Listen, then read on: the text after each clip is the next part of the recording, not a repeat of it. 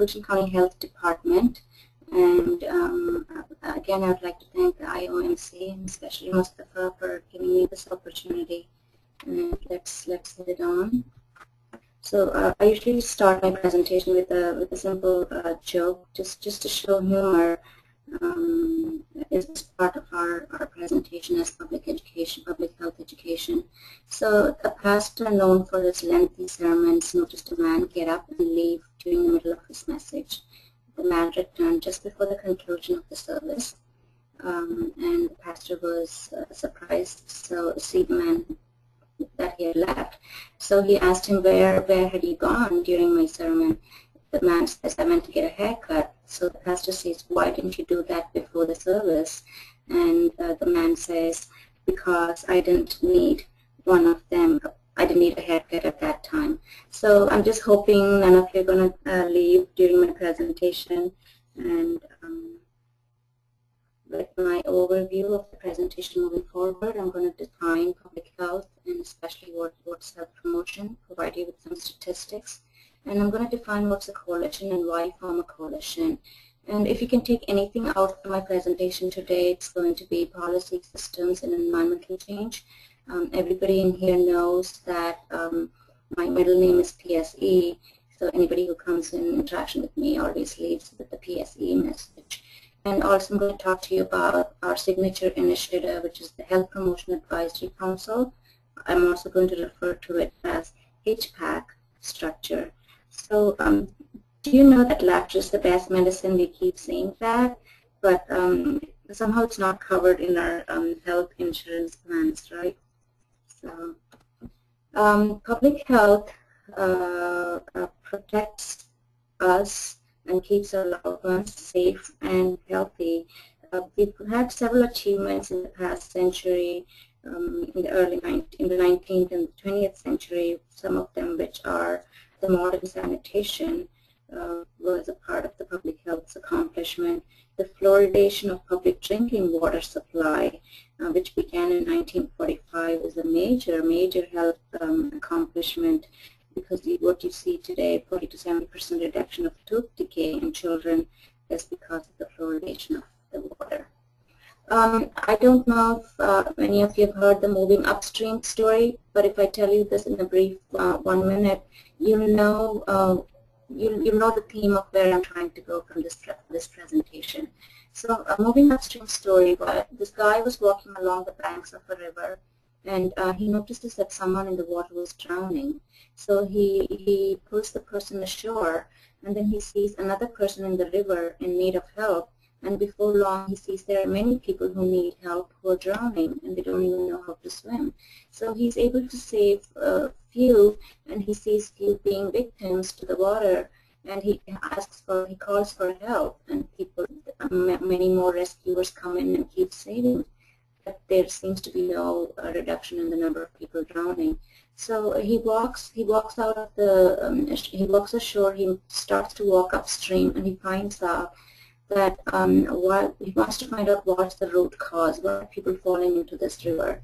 And he sees this bridge that's connecting the banks of the river, and he sees this huge hole on this bridge, and he says, aha, now I know what's the problem. The hole is being invisible, so when people are walking, they're just falling down this hole on the bridge, and seems to become victims of this river. So again, when they're saving the people, they seem to be walking on the bridge again and falling because they don't see the hole. So now he realizes, now I know what's the problem. If I fix that hole, probably we can prevent people from falling down.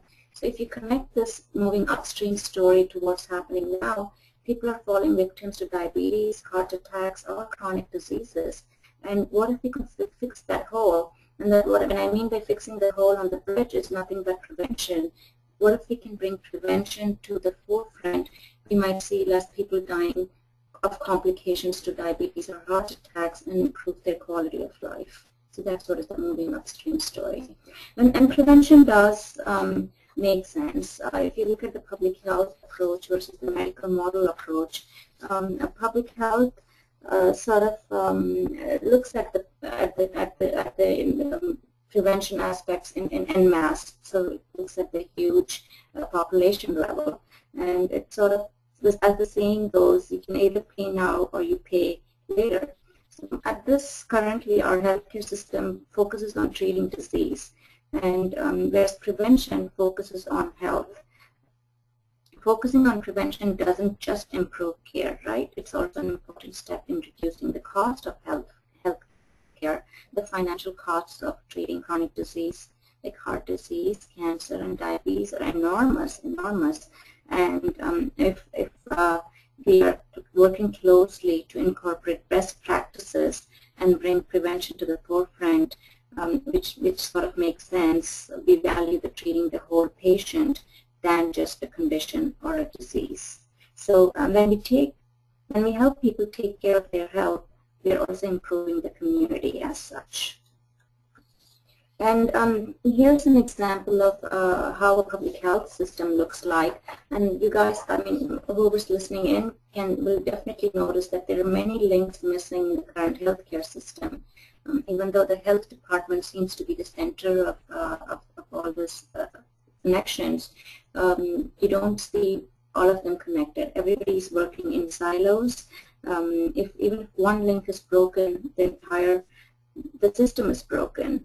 And so I don't know how your system works, whichever place you are, but if these links are connected and people are communicating among themselves, then you do see a good public health system working and being efficient.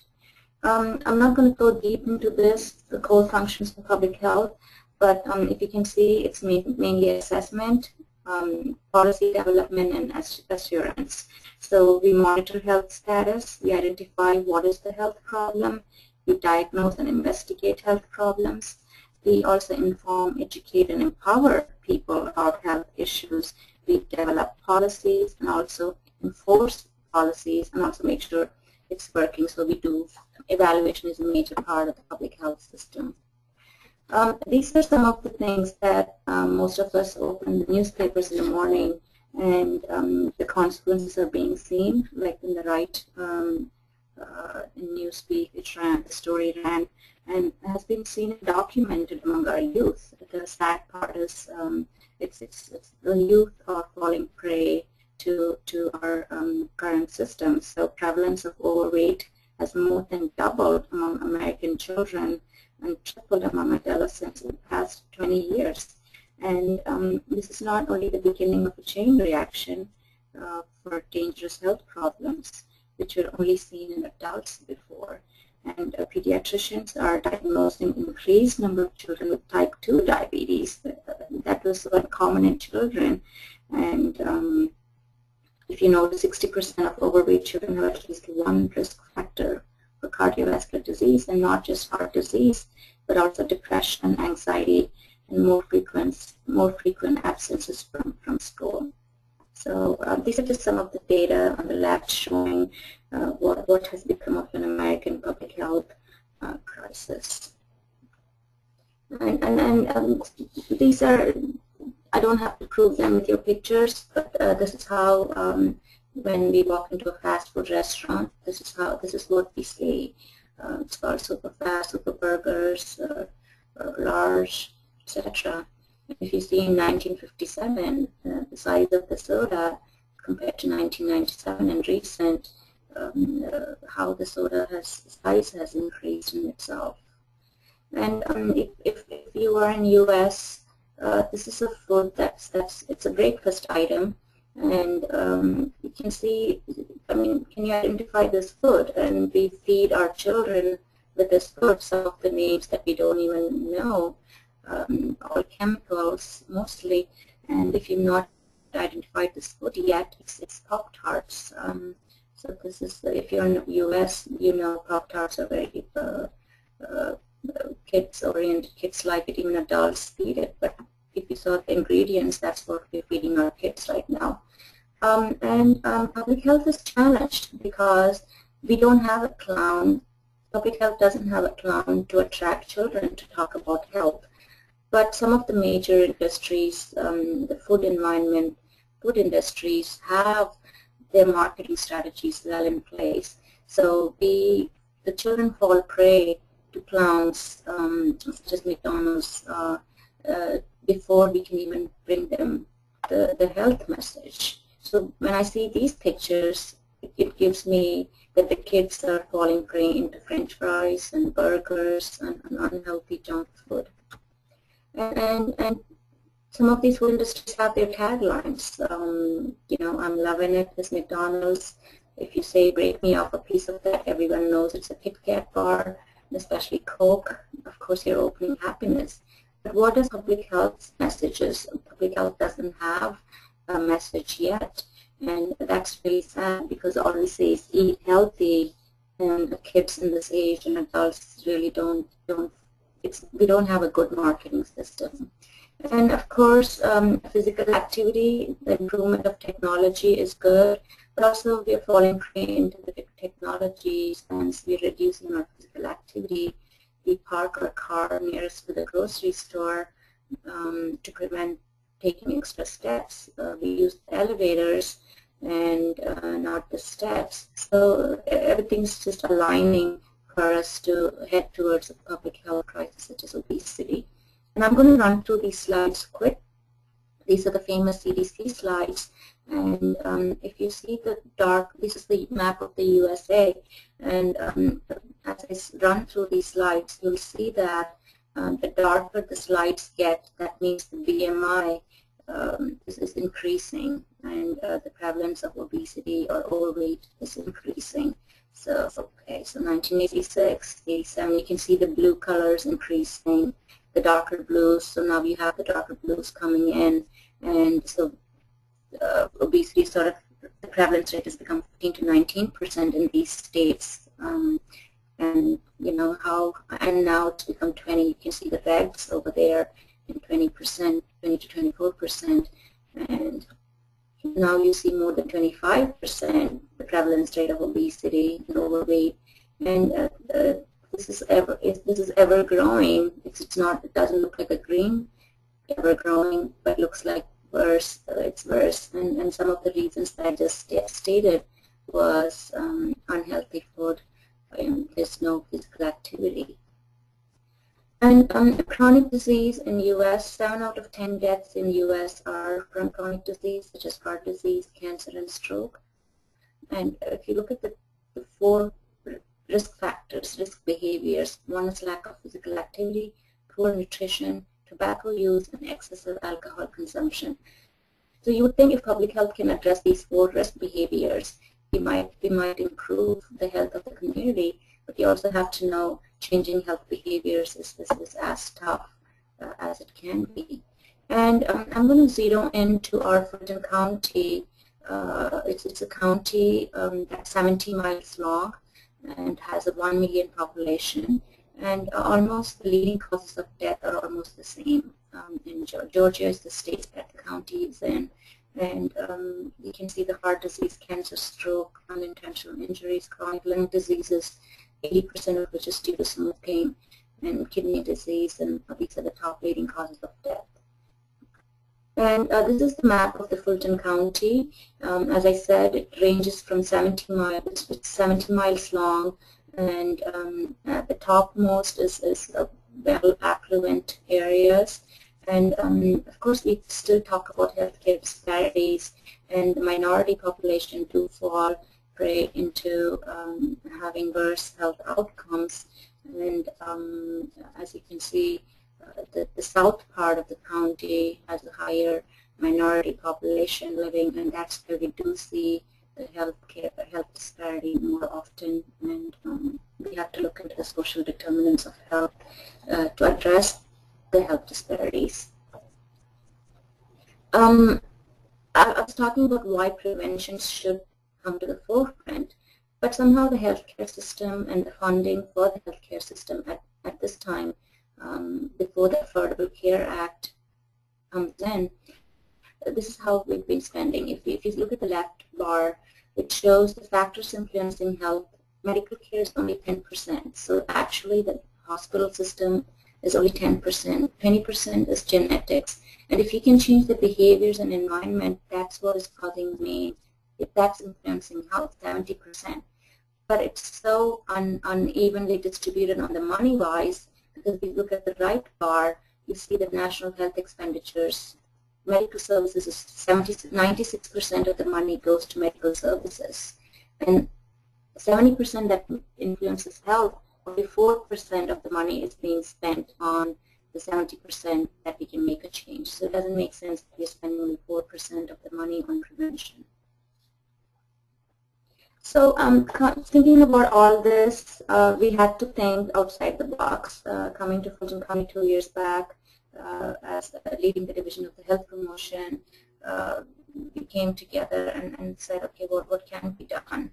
And one of the things that we decided was we have to build coalitions and partnerships. As I said from the slide before, where you saw the public health system, the links, we wanted to connect most of those links. And we formed what's called the Health Promotion Advisory Council, Council or the Coalition. And I'm going to talk about it for the next 5 minutes. And of course, as I said, policy systems and environmental change, because that's a sustainable change. What is the coalition? So coalition are organized groups of people who have come together for the purpose of accomplishing a goal that is common to all parties involved. So these people come from various sectors. They can be private, public, nonprofit. They can be business sectors. They can be leaders among the community, and they all come together with a common goal. And they can be leaders and groups. They can be elected officials who do make decisions for their community. They can be grassroots as community leaders. Every community has community leaders and community activists who take an upper hand in their community. So there are many benefits to the coalition, and I'm going to talk about a few benefits of the coalition. Because they work together, there's strength in numbers. Rather than having 2 or 3 people going and asking for a policy change, what if you have 60 members from that community going and asking and saying what is the problem in their community to their elected officials? That raises eyebrows, and people do notice that. There's strength in relationships. Sometimes there's limited resources. Sometimes it takes, for some good decisions to take, it takes years and years. But if you have that good relationship, things get done much faster, and I believe you all must have experienced that. And there's strength in diversity. What if we could go to our elected officials, Caucasians, African Americans, Asians, Hispanics coming together and achieving that common goal and improving the health. So there's always a huge advantage of having diversity in your coalition. And as you can see, the budget is very, especially this current time in the county government and the state government, budget is being very limited. Jobs are being cut, but we really don't need the money, because what I'm going to show you, the HPAC signature, our signature initiative, will start with no money at all at the table. And of course, I'm not going to be naive about this. There are several challenges to the coalition, because sometimes people feel like a big fish in a small pond, or a small fish in a big pond, and sometimes we even feel a fish out of the pond. And but how do we come about that and focus and get our goal achieved? This is our challenge. One, how do we create ownership of coalition? How do we tell the group that this is yours? You have to take ownership. This is yours. How do you want to improve the community? And who should be a part of the coalition? Anyone and everyone who is interested in changing the community, the health of the community, should be a part of the coalition. So we're trying to paradigm shift, because before the government, because I do work for the local county government, made decisions and through the programs at the community. But when I mean by paradigm shift, it means we are involving the community. It's a community-driven process. So we have the community during strategic planning. We are focusing on the community. We are emphasizing assets and resources, and we are giving them a broad definition of health. And government usually has this attitude of we know all, but we're shifting that paradigm to everybody knows something. So each of you at this table are important to us.